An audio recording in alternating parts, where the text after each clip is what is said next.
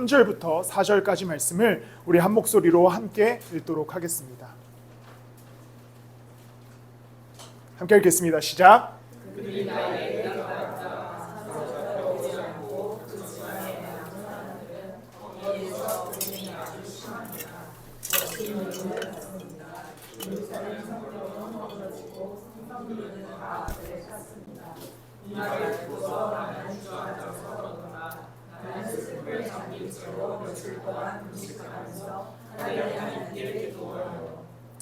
아멘.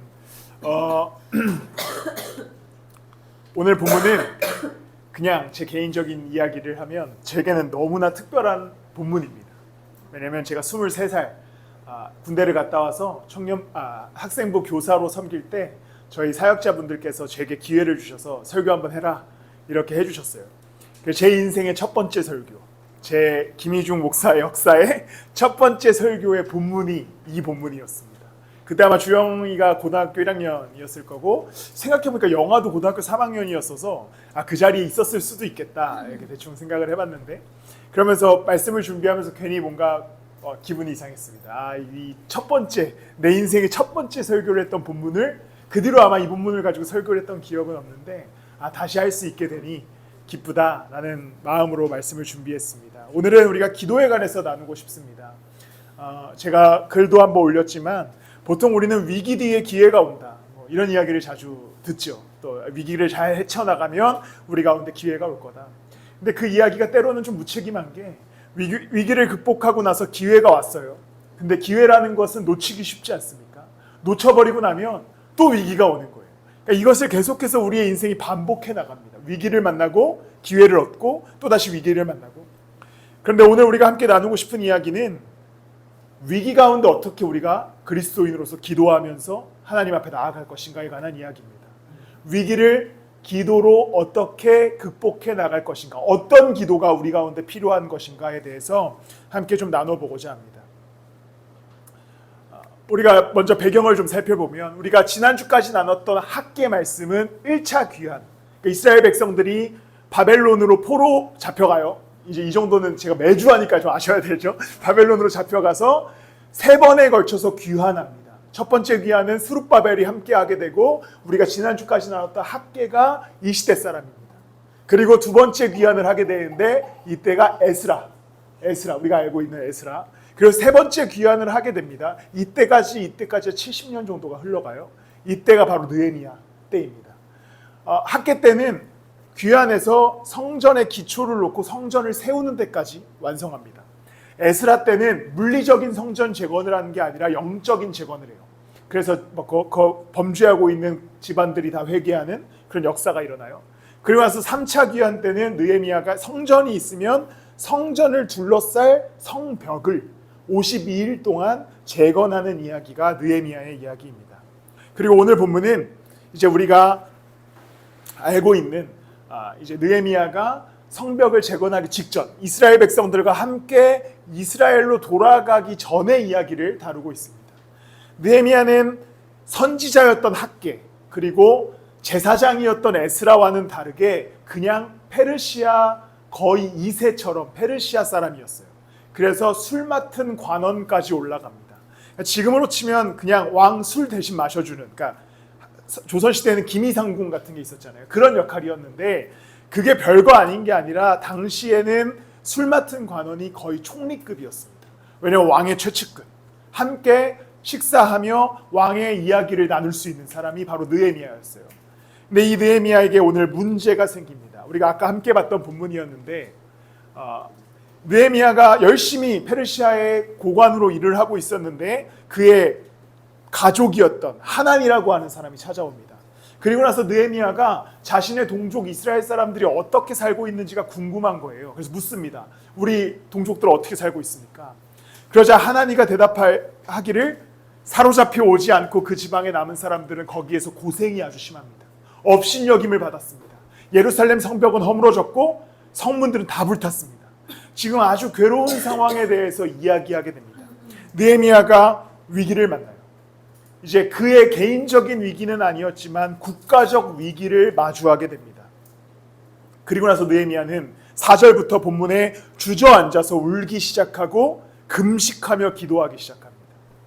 우리가 오늘 함께 말씀을 통해서 우리의 삶과 우리의 성전, 우리 안에 계신 성령의 성전을 재건하는 이야기를 나누면서 우리 인생 가운데 위기가 찾아왔을 때, 우리 가운데 기도가 필요할 때 어떻게 기도하면서 어떻게 이 위기를 하나님과 함께 걸어나갈 것인가에 대해서 느헤미야의 기도를 통해 함께 말씀을 나눠보고자 합니다.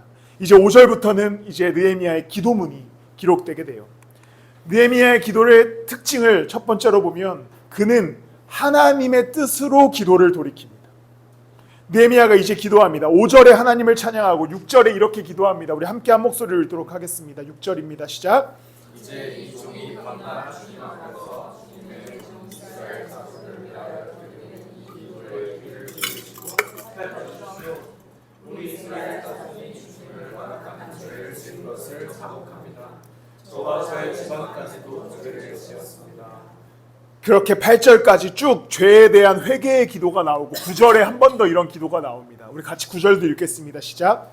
우리가 주님께로 돌아와서 주님의 계명을 지키고 실천하면 쫓겨난 우리가 하늘 끝에 가 있을지라도 주님께서 거기에서 우리를 한데 모아서 주님의 이름을 두려고 택한 곳으로 돌아가게 하겠다고 하신 그 말씀을 이제 기억하여 주십시오.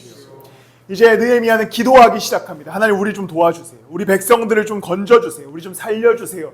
근데 느헤미야의 기도의 핵심은 먼저 우리가 돌이키겠습니다라고 시작합니다.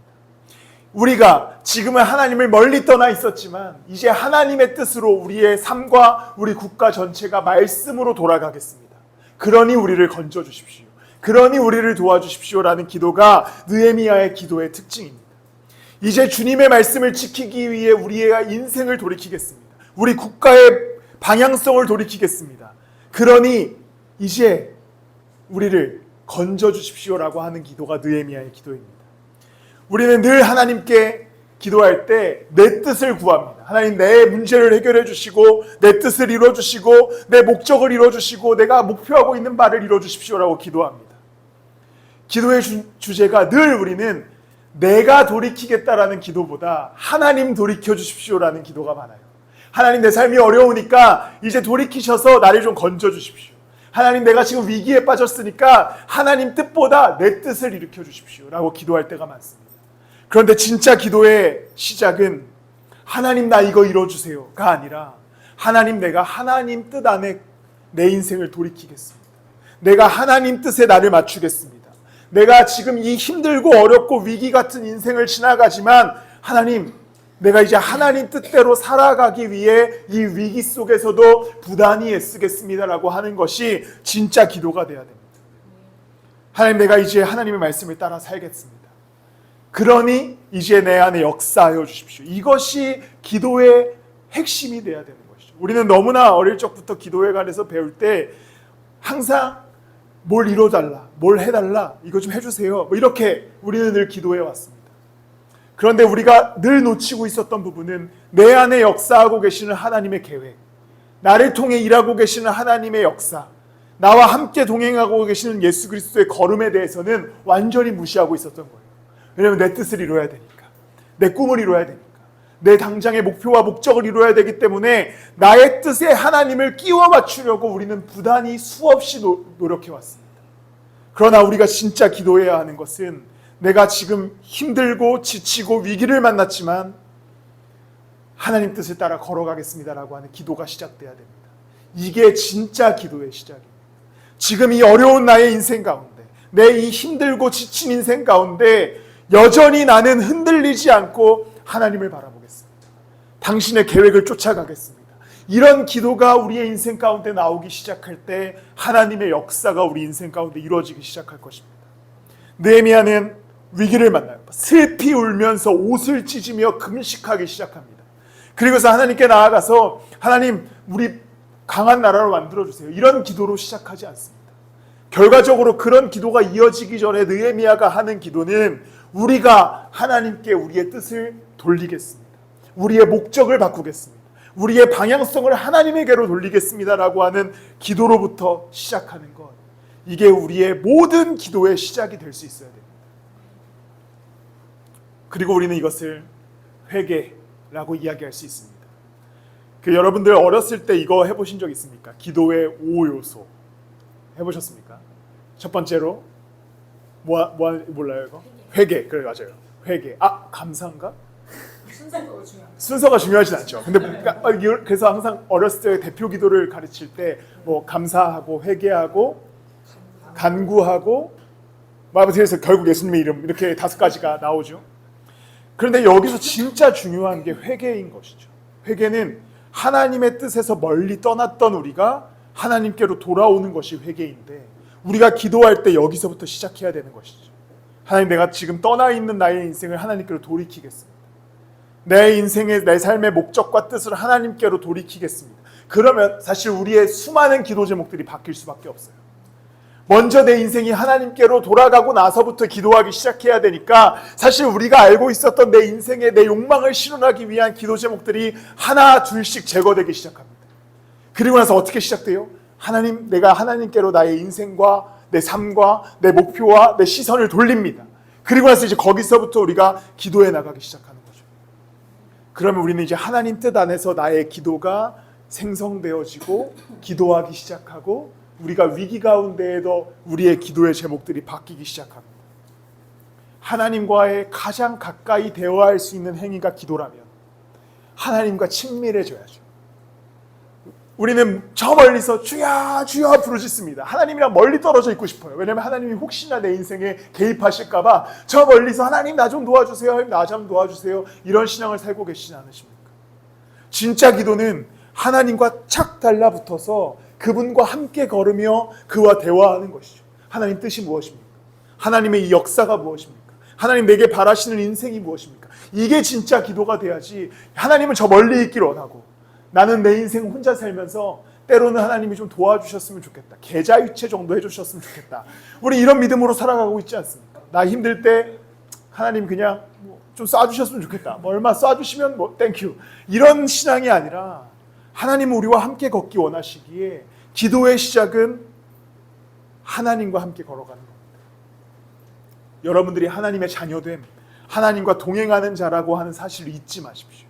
거기서부터 기도를 시작하십시오. 내가 하나님과 온전히 걷고 있는가? 내 인생이 하나님과 제대로 걸어가고 있는가? 거기서부터 우리의 기도가 시작돼야만 진짜 기도가 일어날 수 있습니다. 그리고 쓸데없는 기도 제목들이 다 제거될 것입니다. 오직 하나님의 이름, 하나님의 뜻 앞에 우리의 삶과 인생을 맞추어가는 여러분들이 되시기를 예수님의 이름으로 축복합니다.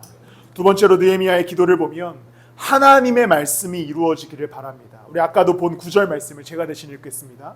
주님께서 거기에서 우리를 한데 모아서 주님의 이름을 두려고 택한 곳으로 돌아가게 하겠다고 하신, 뭘 이뤄달라고 합니까? 그 말씀을 이제 기억하여 주십시오.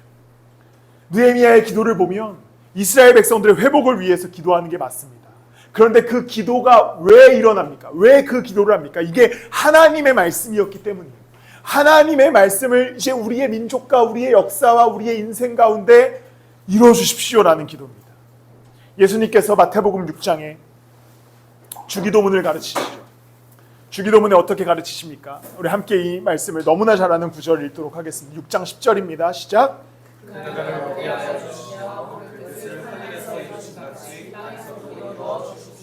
주기도문은 우리가 보통 예배 때 예배를 마치거나 예배를 시작할 때 외우는 그런 어떤 하나의 어떤 이렇게 그런 게 아니라, 예수님께서 기도는 어떻게 하는 거냐라고 가르쳐 주신 거예요. 우리가 내년 상반기에 이걸 나누게 될 텐데, 아직 내년 이야기라 먼 이야기지만 어쨌든 예수님께서 주기도문을 가르치시면서 이렇게 얘기합니다. 그 뜻을 하늘에서 이룬 것 같이 땅에서도 이루어 주십시오. 이게 기도인 거예요. 하나님의 말씀 이루어 주십시오. 하나님의 뜻을 내 삶 가운데 이루어 주십시오. 하나님의 계획과 약속을 우리 국가와 이스라엘 가운데 이루어 주십시오라고 하는 것이, 그게 느헤미야가 위기 가운데 했던 기도입니다.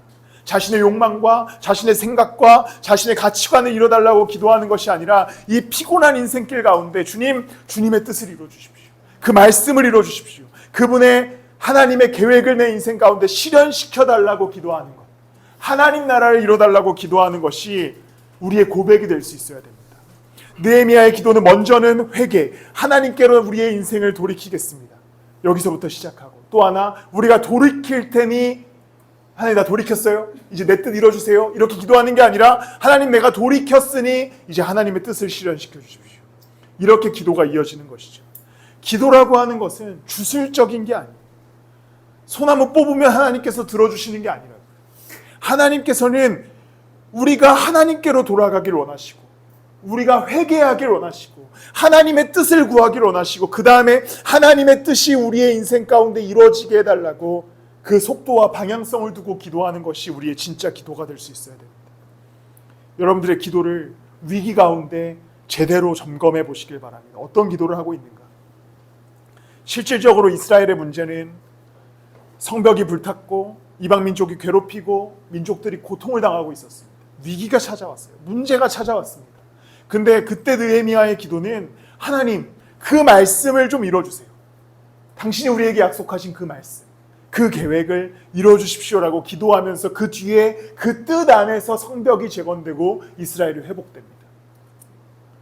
이것이 우리의 기도가 될 수 있어야 됩니다. 내가 위기를 만났을 때, 삶의 어려움을 만났을 때, 내가 지쳤을 때, 내가 문제를 경험할 때 하나님, 하나님의 뜻을 이뤄주십시오. 우리를 자녀 삼으시겠다고 약속하신 그 십자가의 약속, 우리를 죄에서 건져주시겠다고 하신 그 피의 약속, 그 보혈의 능력으로 우리를 구원하여 주셨으니 그 구원의 은혜와 구원의 뜻 아래서 우리를 건져주시고 하나님의 일을 이뤄달라는 기도가 우리의 삶의 기도가 될 수 있어요.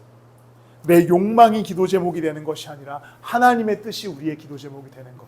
그래서 하나님의 뜻을 찾아 나서고 하나님의 뜻을 우리 인생 가운데 구하는 것, 그 놀라운 계획이 우리 인생 가운데 실현될 줄을 믿습니다.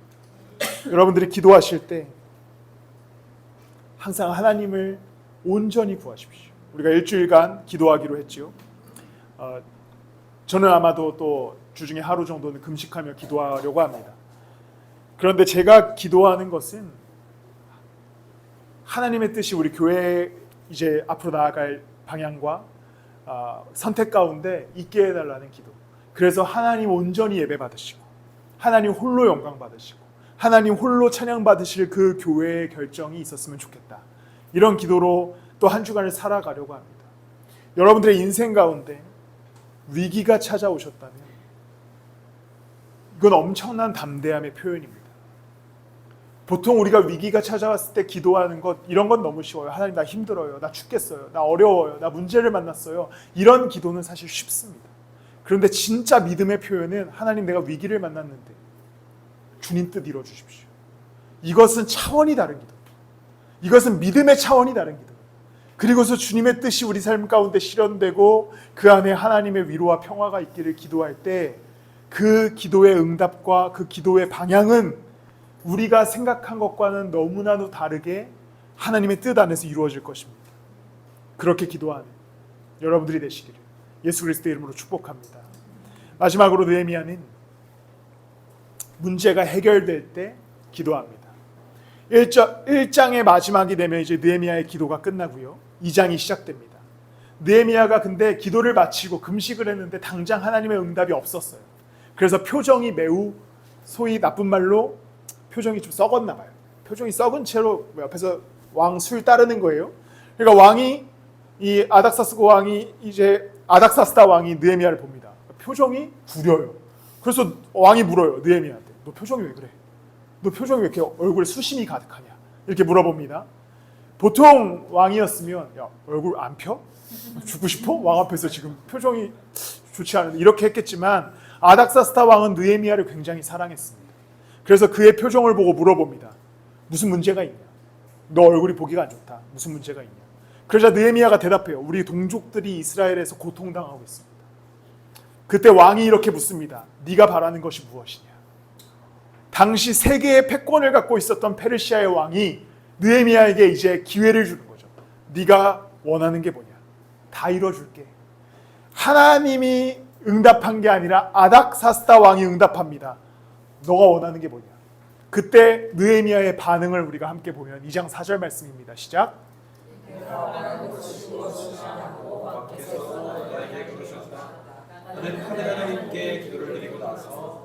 네, 이렇게 기록됩니다. 느헤미야가 거의 다 왔어요. 자기가 기도하고 있었던 그 기도의 응답까지 거의 다 왔습니다. 그래서 페르시아, 당시 세계의 패권을 갖고 있는 왕이 느헤미야에게 너가 원하는 게 뭐야? 내가 이뤄줄게 라고 얘기해요. 그때 느헤미야는 막 마음에 이제 엄청난 이제 기도가 응답됐다. 근데 그때 느헤미야가 어떻게 기도하냐면 하늘의 하나님께 기도를 드립니다. 느헤미야 왕이 뭘 원해? 그때 느헤미야는 그 왕을 본 게 아니라 하늘에 있는 왕을 보기 시작합니다. 하늘의 하나님께 구하면서 이제 그의 역사가 느헤미야서가 시작되게 되는 것이죠. 우리가 삶을 살아가다 보면 기도하고 그 기도의 문제들이 때로는 하나님의 뜻 안에서 해결될 때가 있습니다. 근데 우리의 아주 나쁜 습관이 기도가 어느 정도 해결되고 응답될 때가 되면 하나님을 잊어요. 하나님을 저 멀리 다시 하늘로 올려보내드립니다. 하나님 이제 가셔서 쉬십시오. 내 문제가 거의 해결되었습니다. 그런데 우리는 내 삶의 문제가 해결될 때, 내 삶이 거의 다 평화 앞에 도달했을 그때, 아니 평화로울 때 이제 하늘의 왕을 바라볼 수 있어요. 하나님이 일하고 계셨고 하나님이 또한 끝까지 붙으실 것이기 때문에 세상의 왕이 느헤미야에게 네가 바라는 것이 무엇이냐라고 했을 때 그때 느헤미야는 하나님을 바라보며 기도했던 것처럼 우리의 삶에 문제가 해결되기 시작할 때, 삶의 어려움과 삶의 문제들이 조금씩 빛을 보기 시작할 때 그때 기도할 수 있어요. 그때 하나님 붙들 수 있어요. 하나님 끝까지 도와주십시오.